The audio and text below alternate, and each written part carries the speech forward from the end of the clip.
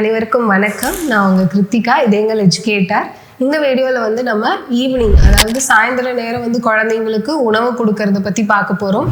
Maximum எல்லா குழந்தைங்களோட அம்மாங்களுக்கும் educate பண்ணது என்ன அப்படின்னா, நமக்கு ஈவினிங் வந்தோடனே ஒரு பெரிய டம்ளர் மோர் கொடுக்கணும், அது கூட ஒரு முட்டை, ஒரு சுண்டல், கொண்டக்கடலை, தட்டைப்பயிறு, பச்சைப்பயிறு அது மாதிரி கொடுக்க சொல்லியிருக்கோம். ஒரு ஏதாவது பழங்கள் கொடுக்க சொல்லியிருப்போம். நிறைய குழந்தைங்க வந்து பசிக்குதுன்னு சொல்லிட்டு ஃபுட், அதாவது ரைஸை எடுத்துப்பாங்க, ஒரு சப்பாத்தி, தோசை அது மாதிரி நிறைய எடுத்துக்க ஆரம்பிக்கிறாங்க. அதெல்லாம் வந்துட்டு சுகரை உங்களுக்கு நைட் பார்க்கும்போது 500, 600 அந்த லெவலுக்கு போயிடும்.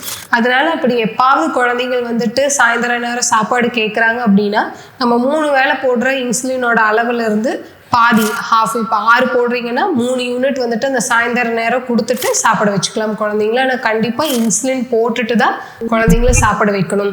ஏன்னா நம்ம உடம்பு எப்படி இன்சுலின் சுரக்கும்னா 3 வேளை உணவுக்கும் ஒரு இன்சுலின் சுரக்கும். ஸோ காலை உணவுக்கு ஒரு முறை, மதிய உணவுக்கு ஒரு முறை, நைட்டு உணவுக்கு ஒரு முறை சுரக்கும். அதே போல் நம்ம ஈவினிங் ஃபுட்டு கொடுத்தாலும் அதுக்கும் நம்ம உடம்பு இன்சுலின் சுரக்கும். ஸோ அதனால சாயந்தர நேரம் உணவு உட்கொண்டால் இன்சுலின் கண்டிப்பாக போடணும். அண்ட் அதை ஞாபகம் வச்சுக்கோங்க. அதில் ஏதாவது டவுட்னா கண்டிப்பாக கால் பண்ணுங்கள். எஜுகேட்டர்ஸ் உங்களுக்கு ஹெல்ப் பண்ணுவாங்க. தேங்க்யூ.